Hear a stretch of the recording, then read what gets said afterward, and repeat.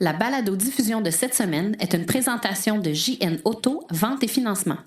Voiture presque neuve, plus de 35 véhicules électriques à partir de 50 $ par semaine.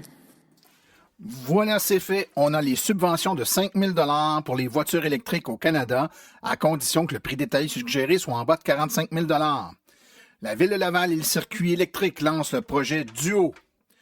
Toyota présente ses véhicules électriques en Chine. On a maintenant le prix du Niro EV et du nouveau Kia Soul. Un projet de flotte rechargeable de l'Institut du véhicule innovant qui fait connaître les véhicules électriques aux entreprises québécoises. Tesla s'en va vers les robotaxis d'ici pas très longtemps.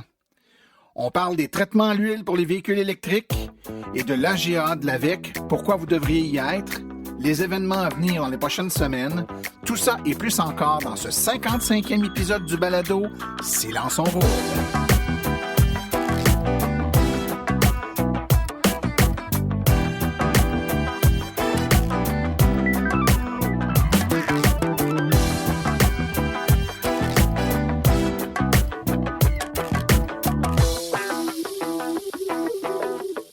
Bonjour tout le monde, mon nom est Martin Archambault, administrateur webmestre et porte-parole média de l'Association des véhicules électriques du Québec. C'est avec passion et plaisir que j'anime ce podcast dédié 100% aux voitures électriques.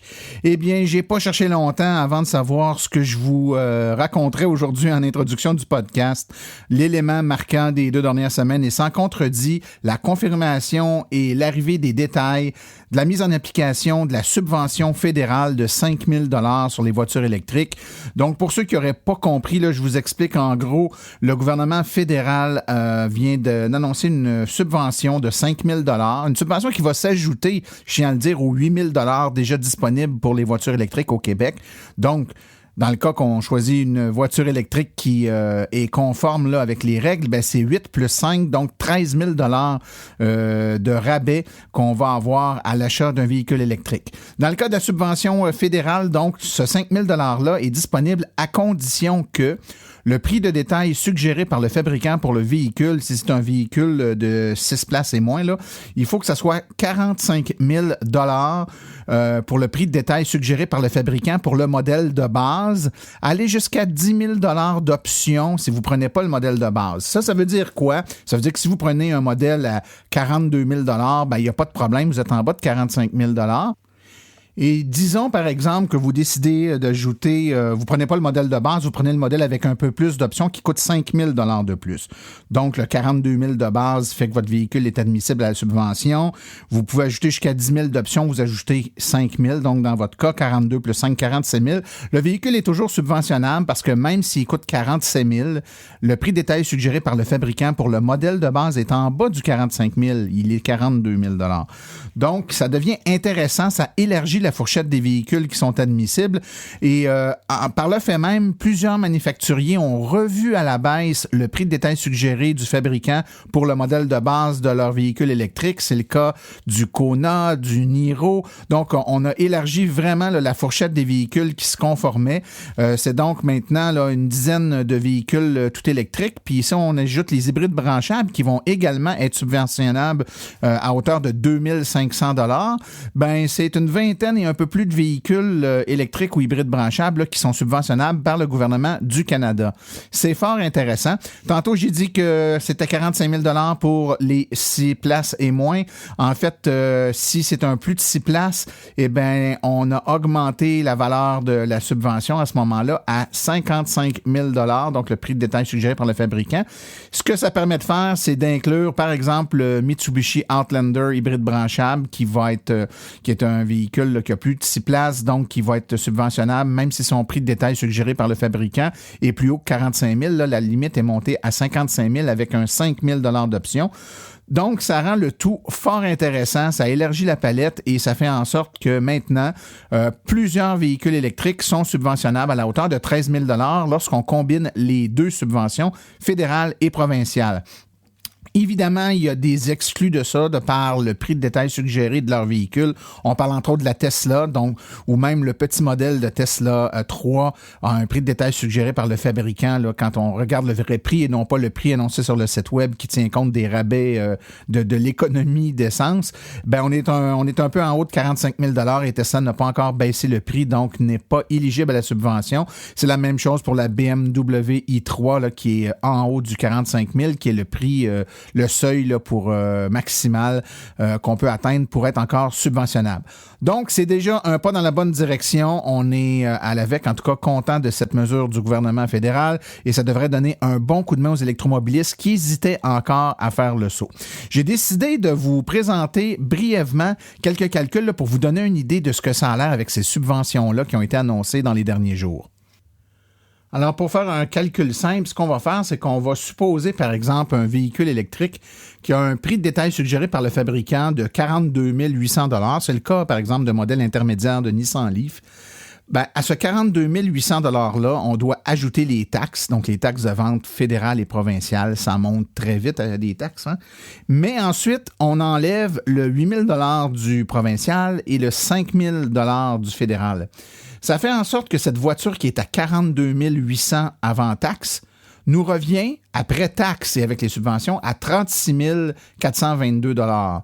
Donc, ce 36 422 $-là, là, si on prend pour acquis que vous allez mettre quelque chose comme 330 $ d'électricité par année dans le véhicule, puis de l'entretien, c'est assez minime sur un véhicule électrique, probablement 150 $ et moins par année. Ça veut dire qu'au bout de 5 ans, votre véhicule, dont le prix de détail suggéré était 42 800 $ avant taxe, vous aura coûté, après 5 ans, frais d'utilisation d'électricité et d'entretien, 38 000 $. Donc, vous êtes encore 6 000 $ là, ou je devrais dire 4 000 $ en bas du prix de détail suggéré après les taxes et après 5 ans d'utilisation. Ça, c'est de la rentabilisation. Si on le compare avec un véhicule comparable, par exemple, si on prend quelque chose de très semblable comme une Honda Civic, par exemple, qui a un prix de détail suggéré par le fabricant de 26 160 $ avant taxes, donc quand même un 16 000 $ moins cher que la Nissan Leaf, ben, en seulement 3 ans, les deux véhicules sont nez à nez, en fait, sont à 30 $ de différence de prix d'utilisation parce que votre voiture à essence à 26 000 $, avec taxes, va vous revenir à 30 207 $. Et pour quelqu'un qui fait 20 000 km par année, ce qui est quand même dans la moyenne, avec un peu d'entretien à 8 litres au 100, à 1,40 $ le litre, ben, on ajoute quand même 2 240 $ d'essence par année, plus des entretiens, ce qui fait qu'au bout de 5 ans, votre voiture de 26 000 vous revient à 38 000. Hein? Et si on regarde à 3 ans, la voiture à essence revient à 37 827 contre 36 857, donc 30 $ de différence entre la voiture à essence et la voiture électrique. Donc, on peut dire à 30 $ près, là, sur une voiture de ces prix-là, c'est le même prix. Donc, malgré une différence du prix de détail suggéré par le fabricant de 16 000 $ plus cher pour la voiture électrique, les deux voitures reviennent au même prix après seulement 3 ans. Donc, c'est super intéressant et faisons simplement une analyse. Là, si vous êtes dans la situation où vous voulez acheter un véhicule, par exemple, qui est un petit peu plus haut de gamme, dont le prix de détail suggéré par le fabricant serait de, je sais pas moi, 44 900, juste en bas du 45 000 pour se conformer, mais que vous prenez le maximum d'options, donc il vous reviendrait à 54 000, mais puisque le prix de détail suggéré par le fabricant reste en deçà du 45 000 pour le modèle de base, ben, il est subventionnable. Votre modèle à 54 000 vous revient après les taxes et les déductions à 49 355. Ça veut dire qu'après 5 ans, le véhicule de 54 000 vous a coûté en tout et partout 51 747 après 5 ans. C'est super intéressant comme mesure. Donc, ceux qui veulent en savoir un peu plus, là, vous pouvez aller sur notre site web. On a des chiffriers qui vous permettent de calculer, de faire des analyses par vous-même. Vous verrez que plus que jamais au Québec, c'est le temps de faire des achats et de profiter là, des subventions qui ne seront pas là toujours. Hein, donc, il faut profiter quand elles sont là pour faire le tournant vers l'électrique. Si vous hésitiez, c'est le temps de passer à l'action. Alors, on a encore un show pas mal rempli cette semaine, donc on ne perdra pas trop de temps. On va aller tout de suite à la pause. On va ensuite poursuivre avec les actualités dans le monde de l'électromobilité, puis une entrevue avec Éric Bolduc pour parler des traitements anti-rouille pour les voitures électriques.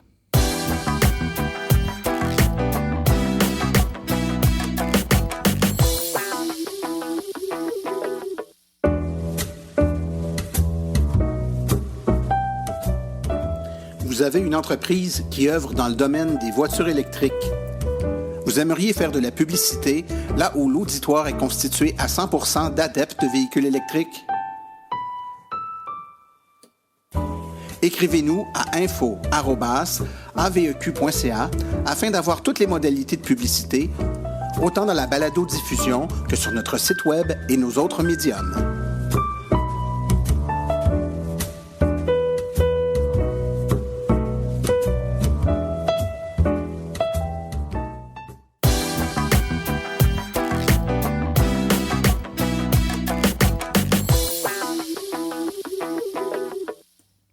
Le circuit électrique d'Hydro-Québec et la Ville de Laval et la Coop des propriétaires de taxis de Laval ont officialisé le 4 avril dernier un nouveau service. Il s'agit d'un partenariat qui aura pour but d'ajouter 4 bornes de recharge rapide et 4 autres déjà prévues pour la municipalité sur des nouveaux sites.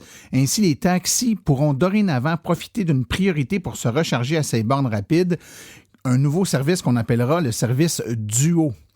Donc, le service Duo de Laval sera composé de 4 sites qui vont comporter chacune 2 bornes de recharge rapide, dont l'une d'elles est réservée en priorité aux taxis. Ça veut donc dire que l'autre est pour n'importe qui et la deuxième est pour n'importe qui s'il n'y a pas de taxi, mais les taxis en priorité s'il y en a un.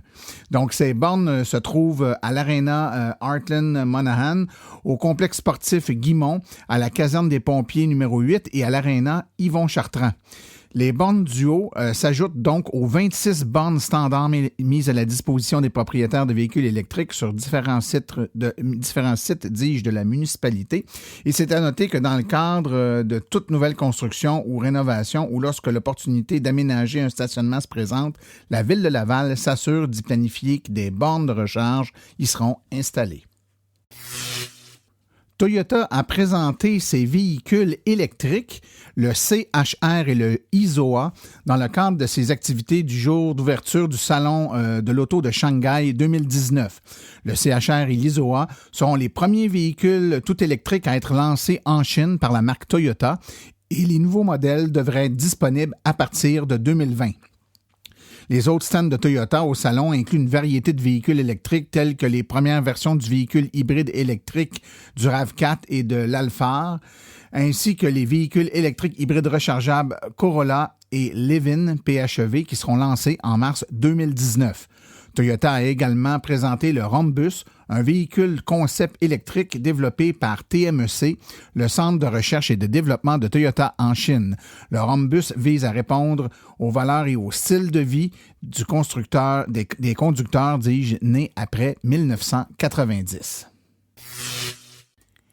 Kia devient l'une des seules marques automobiles à proposer 2 modèles électriques distincts dans une même gamme.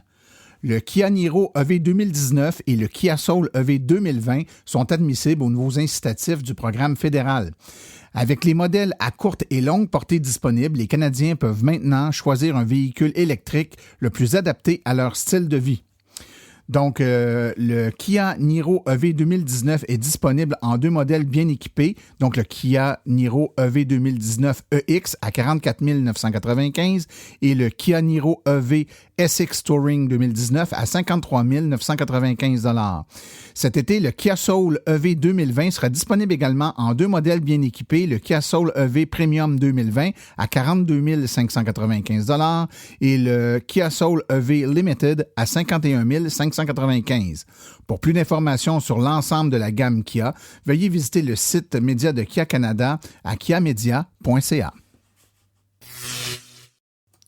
Depuis 2 ans maintenant, le projet Flotte rechargeable, initié par l'Institut du véhicule innovant, sillonne le Québec à la rencontre d'entreprises désirant faire l'essai de véhicules électriques. De la Coop FA à la ville de Mont-Tremblant, en passant par les Armoires Tremblay, tous ont vécu une expérience 100% électrique. À la suite de l'expérience, certains considèrent les intégrer, les voitures électriques, dans leur flotte. C'est le cas, entre autres, de la rôtisserie Saint-Hubert de Piémont. L'un des principaux objectifs est de montrer aux entreprises québécoises qu'une flotte de véhicules électriques est avantageuse du point de vue économique et qu'elle peut répondre à leurs besoins. Un sondage effectué dans le cadre du projet auprès de 200 employés ayant déjà fait des essais révèle que 80% d'entre eux n'avaient jamais conduit de véhicule électrique.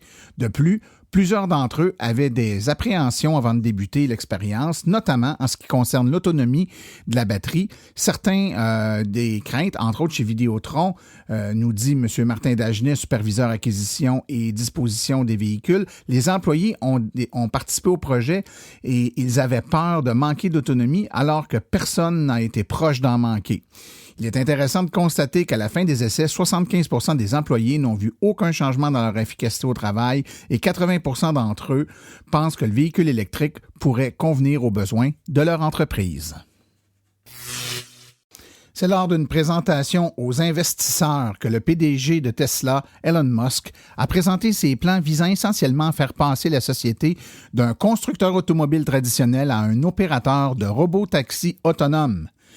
Elon Musk, fidèle à lui-même, a réitéré une déclaration qu'il avait faite en janvier, c'est-à-dire que toutes les voitures Tesla construites depuis le mois dernier disposeraient de la fonctionnalité entièrement autonome au deuxième trimestre de l'année prochaine. Il a déclaré que la société avait commencé à construire toutes les voitures avec la nouvelle puce Full Self-Driving depuis février sur les modèles S et X et sur la modèle 3 à partir du mois de mars.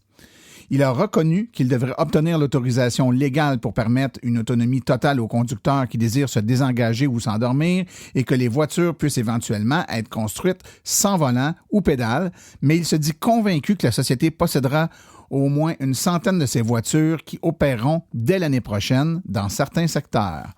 À vous de me dire à quand les permis pour faire circuler ces voitures-là sur nos routes au Québec pourront être obtenus. On vous a parlé dans certains épisodes de la compagnie Rivian, qui est une nouvelle entreprise qui va fabriquer des camions utilitaires électriques, donc des pick-up électriques. On apprend que, de la bouche même de Rivian, que Ford aurait investi 500 millions de dollars dans le but de développer un nouveau modèle de Ford électrique en collaboration avec Rivian.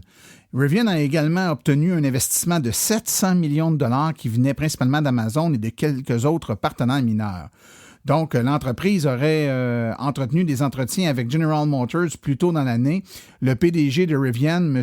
Scaringe, a déclaré à Bloomberg lors du Salon automobile de New York la semaine dernière que les discussions étaient closes, laissant entendre que GM n'acceptait pas que Rivian construise des voitures pour d'autres constructeurs. Lors d'une téléconférence annonçant les investissements de Jim Hackett, PDG de Ford, a annoncé que le nouveau véhicule, construit et vendu par Ford, serait monté sur un châssis avec le groupe motopropulseur et la plateforme de Rivian.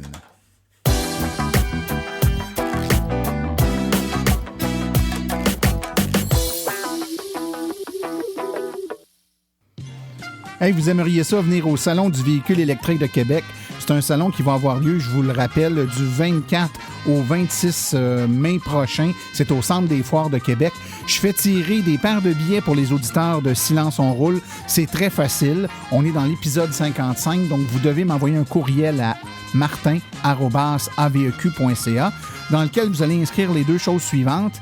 Épisode 55 et le mot de passe qui est tout électrique, comme dans une voiture qui est tout électrique. Donc, épisode 55, tout électrique.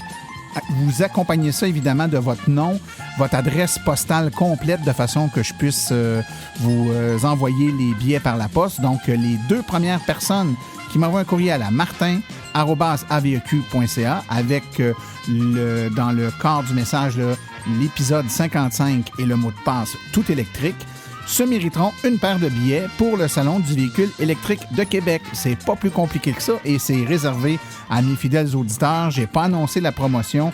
Je lance ça en toute primeur sur le podcast. On va voir ceux qui l'écoutent et qui désirent aller faire un tour. Puis qui sait, venir m'écouter. Je vais faire des conférences également lors de ce salon-là. Alors, bonne chance à tous et au plaisir de vous y rencontrer.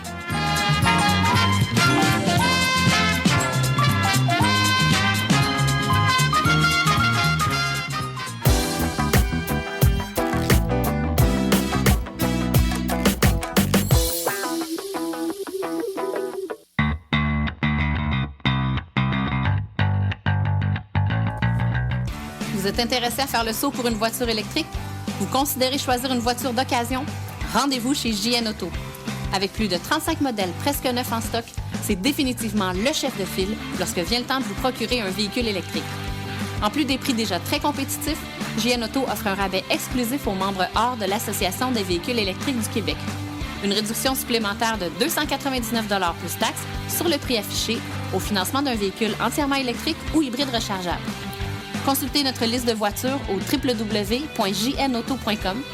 Téléphonez-nous au 1-888-821-3084 ou rendez-vous directement en succursale au 317 route 116 à Richemont, en Estrie. JN Auto, choix, qualité et service après-vente irréprochable depuis 35 ans.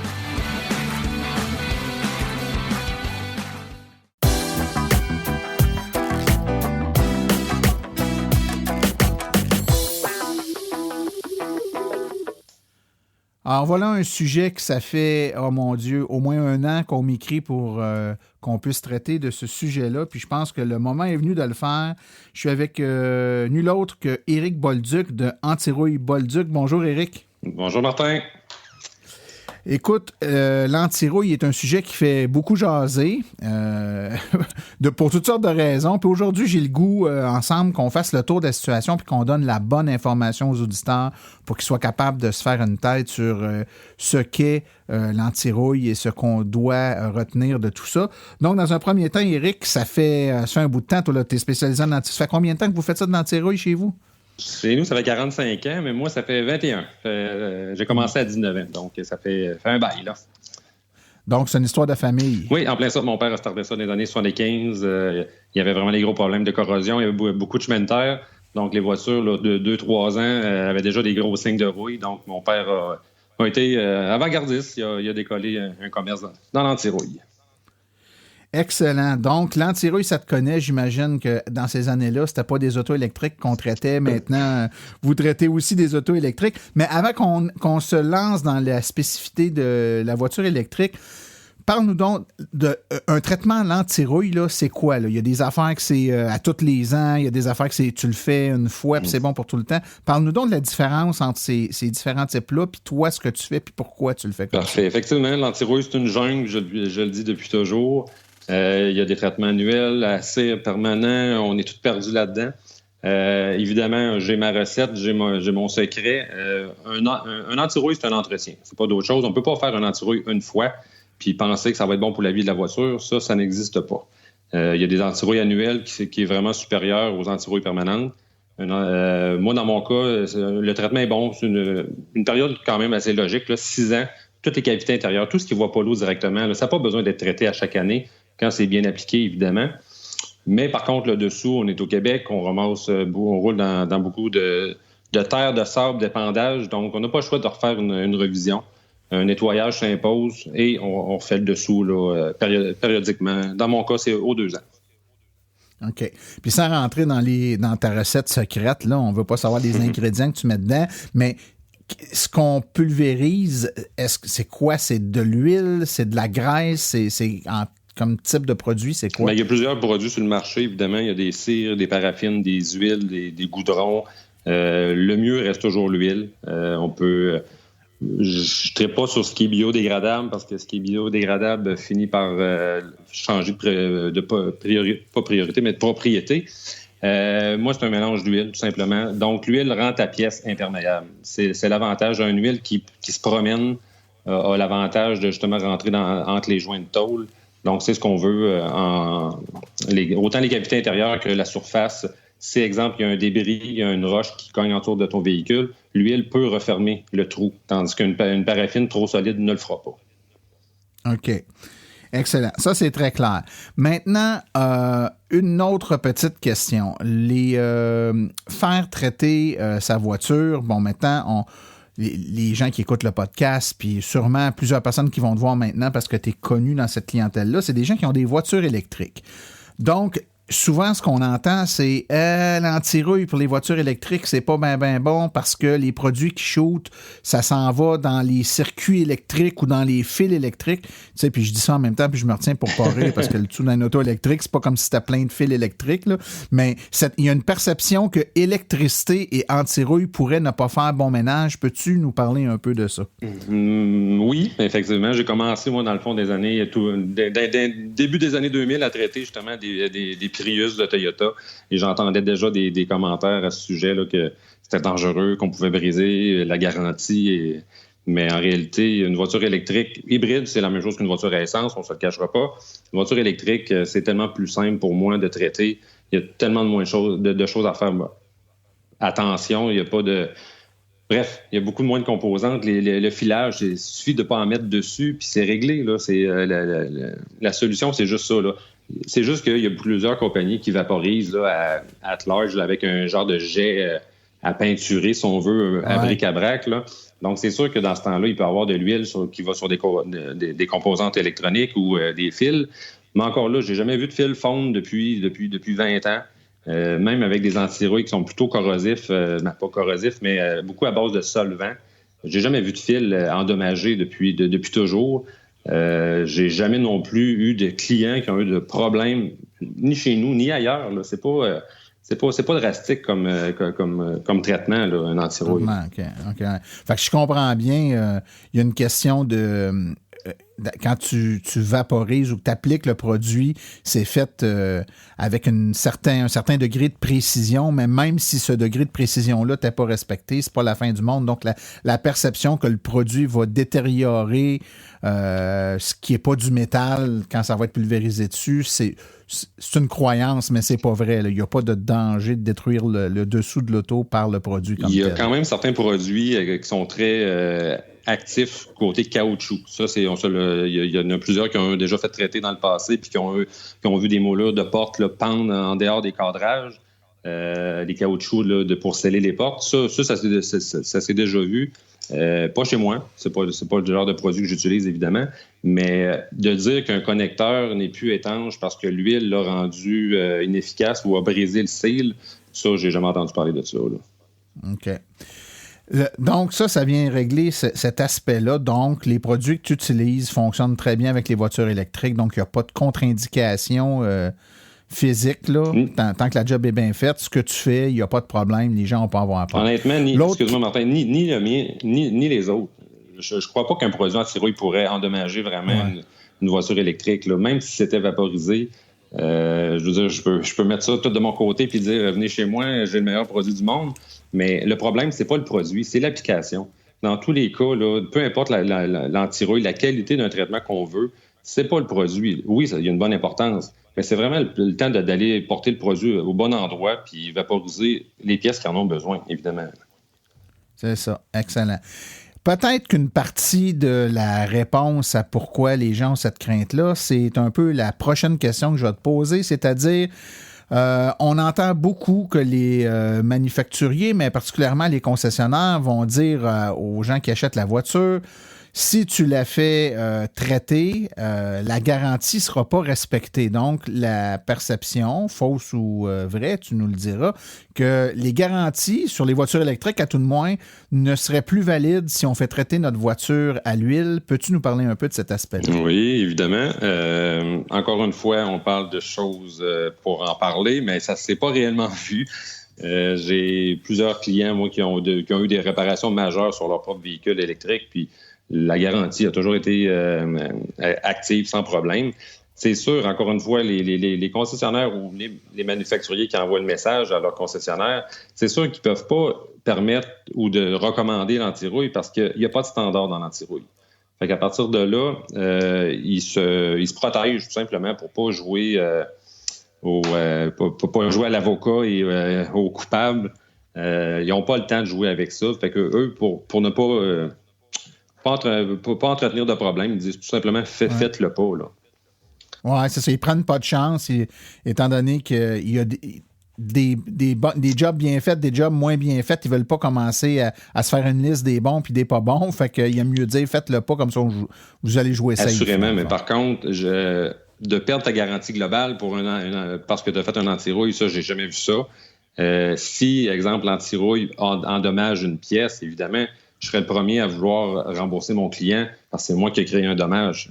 Le manufacturier ne voudra peut-être pas payer. Puis c'est logique aussi si ça a été causé par une autre personne que juste le temps ou une défectuosité de la pièce. Oui, c'est bien certain. Mais en même temps, les gens souvent se fient aussi au livre qui vient avec le véhicule, puis ils disent, c'est bien écrit dans mon livre que de ne pas faire de traitement anti-rouille, que ça va annuler la garantie. Donc, ça circule beaucoup sur les réseaux sociaux, puis je pense que ça vient de là aussi un peu, cette espèce de tourbillon là, de discussion plus ou moins qui mène plus ou moins en quelque part, parce que t'as ceux qui disent qu'il faut pas le faire, c'est très bien écrit qu'il faut pas le faire, puis t'as tous ceux qui l'ont fait puis qui disent moi je l'ai fait, je l'ai fait faire, je l'ai toujours fait faire puis j'ai jamais eu de problème, fait que regarde, faites ce que vous voulez, mais en même temps c'est ça, c'est que c'est pas ce que je comprends de ce que tu dis, Éric, là, c'est que effectivement, il y a des manufacturiers qui recommandent de ne pas le faire faire, mais en même temps, il n'y en a aucun qui a refusé d'honorer une garantie parce que le propriétaire l'avait fait faire. Donc, il se garde une porte ouverte. Ben oui, évidemment. Puis en même temps, pour moi, c'est complètement contradictoire de ne pas entretenir un VE. On dit, c'est le char, ça va être votre meilleur char, il va durer longtemps, pas d'entretien, mais on le laisserait rouiller. Donc, pour moi, un char électrique, c'est vrai, une voiture électrique, c'est faite pour 20 ans, mais il faut l'entretenir. Donc, c'est l'industrie automobile, c'est assez fort. Hein? On veut vendre d'autres voitures. Ouais. Exact. Puis écoute, nous autres à l'AVEC, en tout cas moi, je vais parler pour moi, on doit vous aider, les gens qui appliquent de l'anti-rouille, parce que moi, je dis souvent, parce que une des questions qui me revient le plus souvent, c'est-tu vrai que la batterie, ça dure pas longtemps, puis comment ça va coûter changer la batterie, puis je lui dis tout le temps, écoute, d'après moi, tu as statistiquement plus de chances de voir ta carrosserie tomber que ta batterie arrêter de fonctionner. Fait que j'ai bien plus l'impression que tu devrais t'inquiéter de la carrosserie de ton véhicule que de ta batterie. Mais ça, c'est question d'opinion, tu comprends? Fait que je leur dis souvent ça. Fait que je dis un peu la même affaire que tu es en train de dire, c'est-à-dire que c'est un véhicule qui pourrait, ou en tout cas qui est organisé pour durer longtemps puis bien fonctionner longtemps, mais encore faut-il qu'on fasse un entretien minimum dessus pour le garder en bonne santé physique, disons ça comme ça, hein, la carrosserie, c'est l'extérieur du véhicule. J'ai quelques petites questions en vrac comme ça, mais ça va peut-être éclairer nos auditeurs. La première, c'est est-ce qu'il y a quand on se procure un véhicule, est-ce qu'on doit aller faire le traitement immédiatement ou il y a une période de l'année où c'est mieux de le faire ou de ne pas le faire faire? Qu'est-ce que vous conseillez dans ce temps-là? La meilleure période, ça reste toujours le printemps, si on parle pour l'année courante, là. Donc, si on a la chance de le faire au printemps, on n'attend pas à l'automne pour le faire. La raison, c'est que l'hiver, on accumule beaucoup de calcium sur la voiture. Ça se rince relativement bien. Par contre, on a aussi beaucoup d'abrasion. Donc, si on roule peu sous la pluie l'été, on traîne le calcium, les abrasifs, une longue période pendant l'été avec la chaleur, c'est là que ça agit. Donc, si on peut faire très tôt au printemps, on neutralise tout simplement tout l'effet corrosif de l'épandage. Puis, encore une fois, l'été, il y a moins d'intempéries, donc moins de chances de faire enlever le produit par la slush, la neige, le sable. Donc, le printemps demeure la meilleure période. Ouais. OK. Et quelqu'un qui veut faire traiter sa voiture comme ça prend combien de temps? Est-ce qu'il doit te laisser la voiture pendant plusieurs journées ou juste une journée? Comment ça fonctionne? Et malheureusement, l'hiver, c'est tout le temps un petit peu plus hasardeux avec la neige, mais il faut rentrer l'auto la veille que je puisse la laver, travailler sur une voiture propre le lendemain, puis elle sèche pendant la nuit. Donc, j'ai besoin, dans le fond, la voiture la veille et le lendemain, moi, je passe une demi-journée sur une voiture pour faire un traitement complet. Donc le client reprend, si tu t'as fait l'avant-midi, il repart avec sa voiture l'après-midi. Hein? Oui, tout à fait. Oui. Étant donné que j'ai une grosse clientèle aussi de l'extérieur, donc plusieurs font virer l'économie de mon petit village. Oui, effectivement. Vous êtes une couple là, d'avoir des spécialités dans le monde de la voiture électrique. Vous êtes des pionniers, puis ça paraît, les gens vous font confiance, reconnaissent aussi. Là, je pense qu'au-delà de l'expertise technique dans votre domaine, donc appliquer un anti-rouille, je présume, sans avoir trop peur de me tromper, que vous le faites aussi bien sur une voiture à essence qu'une voiture électrique. Mais au-delà de ce talent-là ou de cette façon de travailler-là exemplaire, il y a aussi, puis c'est le bout, je dirais, que la fibre pour laquelle la VIC est un peu plus sensible, c'est-à-dire le fait d'avoir été dans les premiers à se lancer dans ces véhicules-là, puis de ne pas avoir peur, puis de voir que ça s'en allait vers là et de faire l'effort de s'y pencher, parce que c'est pas tout le monde qui fait l'effort de dire je vais traiter des voitures électriques. Toi, tu dis, c'est le fun, c'est plus simple, il y a moins de pièces, mais en même temps, dans plein de domaines, avec ces voitures-là, il y a des spécialistes de tout domaine qui sont pas chauds à se tourner vers la voiture électrique et ses particularités, parce que, en fait, tu as embrassé ça à bras-le-corps, toi, les particularités des autos électriques, puis comment faire l'entretien sur ces autos-là. Vous avez même développé, si je me trompe pas, des pièces pour protéger, entre autres la Tesla qui a un problème là, de peinture dans le bas des ailes, là, une peinture qui est un peu sensible. Vous avez même fabriqué une pièce pour la protéger, je me trompe pas quand je dis ça? Oui, assurément, je suis impliqué de long en large. Mon père avait fait la même chose pour les Renault 5 à l'époque, genre de garde-boue spéciaux pour pouvoir empêcher là, la pourriture rapide. Donc, la Model 3, gros problème de bas de caisse. La peinture est très mince. Il y a des manques aussi, le côté finition gravel gun qui n'a pas été correctement apposé par Tesla. Donc, oui, j'ai créé justement trois garde-boue différents pour chacun puisse trouver le modèle qu'il préfère pour contrer la projection de roche. Là. La Model 3 est très, très vulnérable, malheureusement. C'est un super bolide, okay. Mais elle a un petit manque côté peinture. Oui. Bon, écoute, Éric, en finissant, évidemment, si les gens ont envie d'aller faire affaire avec toi, tes services, tu es dans la région de Saint-Apollinaire, tout près de Québec, là. Donc, les gens peuvent aller faire affaire chez vous. Ce que le monde aime, justement, n'ont pas besoin de rentrer en ville. Je suis à 10 minutes avant les ponts de Québec sur l'autoroute 20. Donc, je suis à 1 km de l'autoroute 20. Donc, c'est super facile à trouver. Le monde aime bien, là, pas se casser la tête pour me trouver. Bien sûr. Et si les gens, donc, sont intéressés à faire un traitement à l'antirouille, mais pour plein de raisons, hein, il y a des gens qui nous écoutent puis qui sont très loin de la région de Québec, là, qui de toute évidence, ils n'iront pas virer là-bas pour le faire traiter. Ça serait quoi tes conseils là, pour un consommateur qui se magasine un antirouille pour être certain qu'il va être bien servi? Quels sont les critères auxquels il doit faire attention? Mais je vais quand même te corriger. Je te dirais que j'ai environ 5 clients par semaine qui proviennent de Montréal ou les régions éloignées. J'en doute pas. C'est fou. Écoute, un antirouille, ça se magasine. Je pense qu'il faut magasiner celui qui l'applique. Faut avoir c'est un lien de confiance, c'est pas d'autre chose. L'antirouille, ça ne paraît pas. Notre voiture va pas mieux en sortant du garage. Donc, c'est vraiment poser des questions à savoir qu'est-ce qui est démonté. Si c'est démonté, quelle sorte de produit, est-ce que le produit reste vivant? Le produit doit jamais sécher. Un produit qui sèche, là, on se tient loin de ça. Puis voilà, c'est vraiment une question de confiance. Faut discuter avec la personne, voir si justement il a l'air à connaître son affaire. De toute évidence, mon cher Éric, tu as l'air à la connaître, ton affaire. Donc, si les gens veulent en savoir un peu plus, je les invite à entrer en contact avec toi. De toute façon, on met toujours les références dans les notes du podcast. Donc, Éric Bolduc, d'Antirouille Bolduc, je te remercie beaucoup pour ta disponibilité et l'entretien qu'on a eu aujourd'hui. Ça me fait plaisir, Martin. On se voit bientôt. Merci. Okay. Au revoir.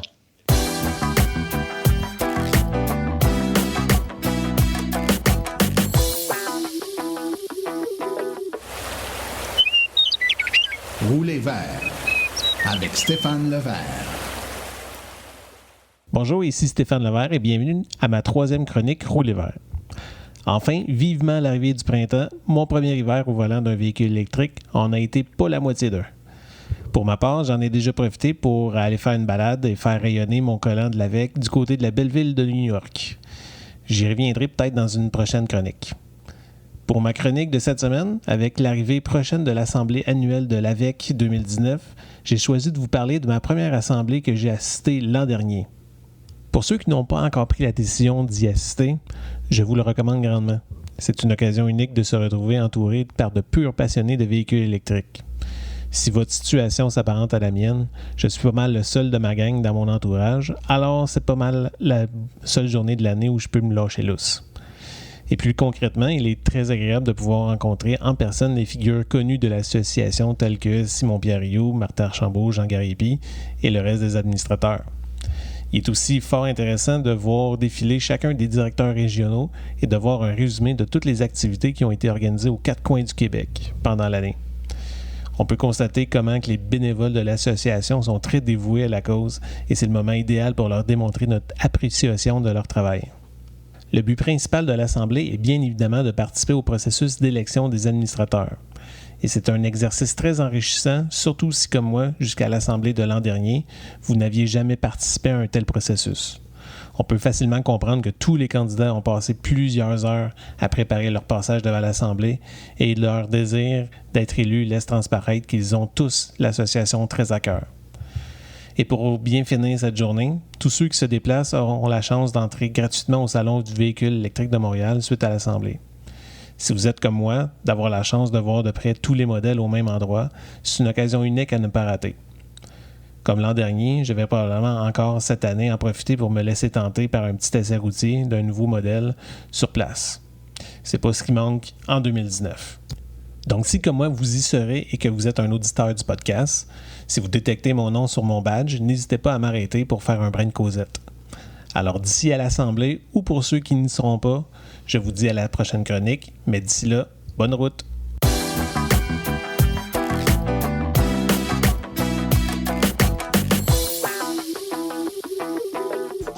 Voici les événements à venir dans les prochaines semaines dans le monde de l'électromobilité. Alors, c'est le Jour de la Terre à Carleton-sur-Mer le 27 avril de 13h à 16h30 au Quai des Arts sur la promenade à côté de la 132, essais routiers et informations sur les véhicules électriques. Le 28 avril de midi à 15h, c'est l'Expo Éco 2018 au marché public du Vieux-Saint-Jean à Saint-Jean-sur-Richelieu, des essais routiers et de l'information. Festival des films pour l'environnement, c'est le 28 avril de 10h à 16h. C'est sur le boulevard de la Montagne à Saint-Casimir, des essais routiers et des informations et des conférences. Le Salon du véhicule électrique de Montréal, c'est du 3 au 5 mai à la Place Bonaventure, des essais routiers, des conférences, tous les modèles de véhicules sur place. Et bien sûr, il y a l'Assemblée générale annuelle de l'AVEC, comme en a parlé M. Stéphane Levert. C'est le 4 mai, le matin. Tous les membres de l'AVEC qui participent à l'Assemblée générale annuelle auront accès au Salon du véhicule électrique de Montréal gratuitement. Le 6 mai de 11h à 17h, c'est les essais routiers lors de l'événement EV 2019. C'est au stationnement du manège militaire de Québec. Et finalement, le Super Salon Kinsman 2019, c'est le 11 mai 2019 de 10h à 16h au centre Air Québec de Val-d'Or.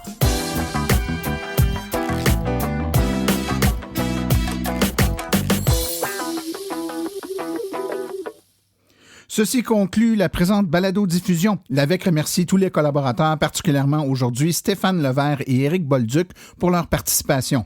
La reproduction ou la diffusion de l'émission est permise, mais l'Association des véhicules électriques du Québec apprécierait en être avisée. Les questions concernant l'émission peuvent être envoyées à l'adresse martin@aveq.ca et les questions générales regardant l'électromobilité ou l'association peuvent être envoyées à info@aveq.ca.